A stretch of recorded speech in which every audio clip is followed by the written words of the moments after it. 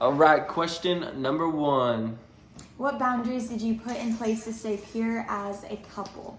So first and foremost, the biggest one is do not have sex before marriage. That was we both sat down from the get-go. We're like, yep, nope, not doing this. Nope.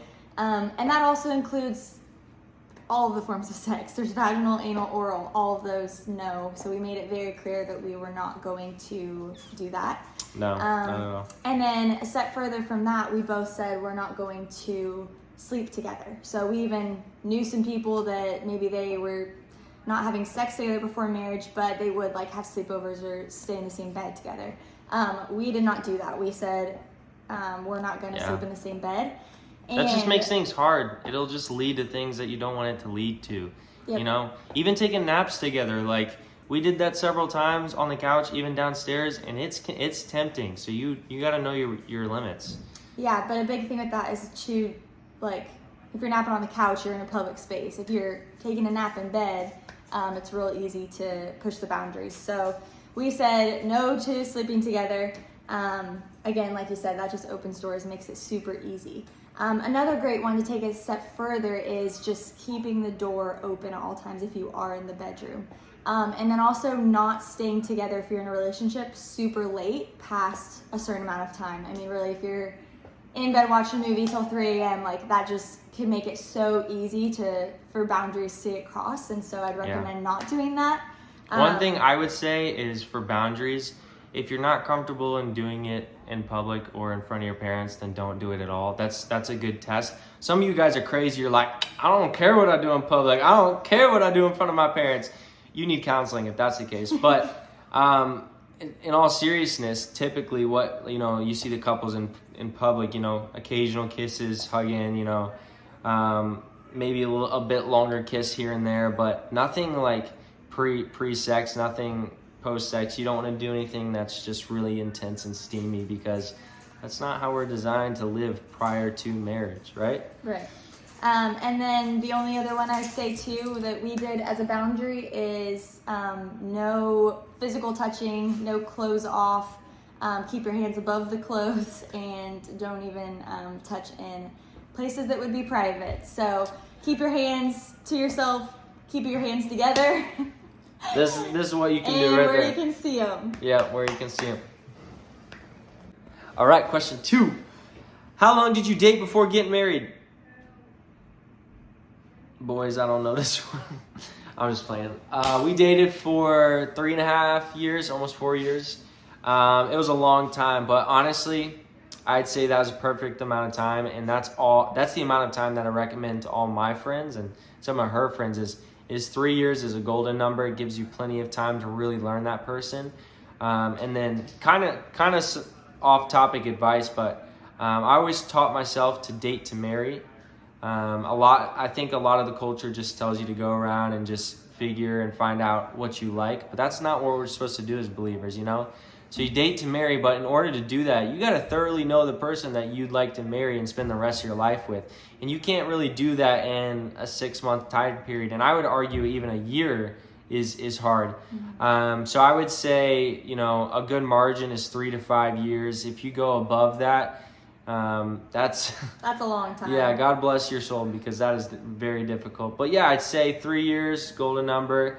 It did feel a little long when you... Maybe even 2 would be good. Yeah, I think 2 is a when solid. you realize that you got, the love of your life, and, you got your prayers answered, then, But I 2 years also is good. think a big part of that is if it is a shorter amount of time, and even if it's longer, are your friends in approval of it? Do they love the person you're dating and about to marry? Do your parents, your family, if you have a good relationship with them? And is God in the midst of your relationship? Because all of those factor into it. Yeah, that's a good gauge, is to seek out the external people, not just the internal, you and her, or him and you. You always want to gauge whether other people flow with your partner. I think that's a really good gauge. You'd be shocked at the amount of people that we know that kind of shut out all the surrounding people, and they pursue that person for 6 months. We even know some people that got married within that time frame, and they are not having the best marriage, I'll tell you that. So 2, 3 years, 5 years, good number. Question number 4. Did people mock you or make fun of you for being a virgin? If yes, how did you handle that?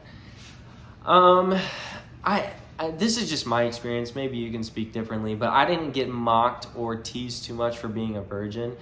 And I contribute that solely just to having confidence in my virginity. I was a confident virgin throughout my whole life. I never went out and said, virginity rocks, or I'm a virgin, or look at me, this guy's a virgin, you're not. I never did that. But when the topic came up, I just stood confident in my virginity, and most people did respect that. Most people questioned me, and I was able to basically influence them on what I believe and how I believe it and why I believe it. And I think that actually opened up plenty of doors to people for people to consider things that they've never considered before. So I'd say stand confident in it, because it's number one, a biblical responsibility. It's your biblical right, and you got to stand confident in the ground that God has given you. The Bible is steadfast, and if you can just know that being a virgin rocks, then you're gonna be all right. Okay, what would you say? So I would add to that just a little time lapse. In high school, not really. I feel like as a girl in your teenage years, they don't ask you too much about it. I don't know about now, but I will say, being in probably my 20s, I did get a lot of just pressure from my friends that weren't Christians of being like, what, you're not sleeping with your boyfriend? Like, you've been together for 3 years? Because in the young adult community and kind of college, when you're not around believers, there's a lot of people, as you know, that move in together, they sleep with their boyfriends, girlfriends, and that's the culture we live in. Is it's more common now to move in with your partner or who you're dating than it is to not live with them. And so especially when I moved to Florida, I got that a couple times. Or they'd be like, well, how do you know? Like, aren't you nervous? And I feel like the response to that is kind of just exactly what he said. Like, we know that there's so many benefits that outweigh the opposite, if that makes any sense. Latter, so there's more benefits in not doing it and not living with your boyfriend or girlfriend before being married and not having sex before that than there are to do it. And so standing confident, if you don't know what those are, now's a great time to ask, to look into that, because it really is true. But really standing firm on that. So when people would ask me that, I'd be like, no, I'm saving that for marriage. Like, even the sentimentality of it for us, that was a big thing of like, no, I really want my spouse or the wedding night to be the first time, or I want it to be post-wedding for when we move in together. So all those things and reasons of like looking forward to it and the excitement of waiting were all things that I kind of used. It's true. Question number 5. How far is too far? This is a great question. And we had this so much. Doesn't explicitly say it in the Bible, obviously, but if you are in a relationship or about to be in one as a believer and a Christian, it's so good to establish this and figure it out. Yeah. And I'll share with you a piece of advice that someone gave us and told us that we learned. And it's actually just the fact of like, we as humans are hardwired for sex, meaning we naturally go towards that. And I think that knowledge is relieving, because you realize, oh, it's actually not shameful. It's not a bad thing that I naturally want to move towards sex, or I desire that. We're meant to procreate. Yes, so that's a natural thing. But knowing that, we have to be proactive in not going too far, because our bodies, once they get going, once you start kissing, they don't stop. They don't want to stop. So when it comes to how far is too far, you have to know yourself. If you have a high sex drive, or if maybe you don't, and you have to recognize, like, okay, does kissing really turn me on? Because if so, I can't go further than that. Holding hands turn me on. If so, I'm just playing. I can hold your hand. It'll be fine. He's joking, but it really is true. So know yourself, know who you're dating, and especially for girls, respecting whoever you're dating as a guy, knowing that he's gonna have a little bit more motivation and a little bit more of a drive to get to the end goal than you are. So you really have to respect that. To put it very simply and practically, I think anything, if you're getting handsy, touching each other, or you're intensely making out for too long, don't go further than that, because it's real easy to just push all those boundaries. Yeah. Do you want to add? Yeah, I'd say, all right, boys and girls, listen up here. You ever play baseball? Good. Thank you. Thanks for the response. So nowadays, society will tell you, what is it, third base? What's sex? Is it third base? Home run. Home run. Society will tell you that home runs are okay. I mean, maybe in the context of baseball, but not in the context of Jesus. Can I get an amen? Amen. So listen. Society will tell you that third base is okay, home run is okay, even second and first base is okay. But let me tell you right now, if you're trying to stay pure, you better stay on that home plate. In fact, you better take a couple steps back. In fact, you better get out of that batting cage and run. You better run to the other field, because let me tell you right now, as soon as you get to that first base, that second base is going to look good. And guess what? When you get to that third base, you're going to go right and try to make a score. I don't know what the context of that is. But anyways, you're getting the theme here. My point is, whatever you know to be true about yourself, whatever, turns you on the most, you got to take 10 steps back and completely avoid all situations, because it's not as let's see how close I can get. It's let's see how far I can get. That's what you should be telling yourself. All right, question number 6. How did you first bring up the topic of staying pure when you first started dating? Well, how did we do it? I don't think it's too hard. Honestly, if you are in a God-honoring relationship, this is something you'd love to talk about. And if you don't love to talk about it, believe you me, you will talk about it sooner or later, because as we said earlier, our human nature will drive us to the finish line, and we don't want to do that yet, especially out of the context of marriage.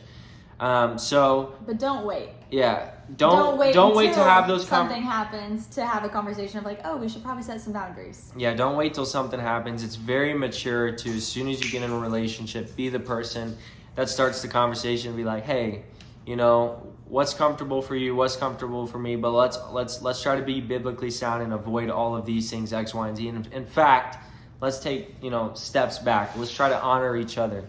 I think for us too, it was kind of a unique situation, because we did do long distance for pretty much a year before we actually were ever in person together. So we had talked about a lot of that as far as what we believed, our history, all of that, before we even ever really hung out in person. So then by the time we did hang out in person, we had already established that. But I think for most people, it's typically not long distance. So yeah, for sure.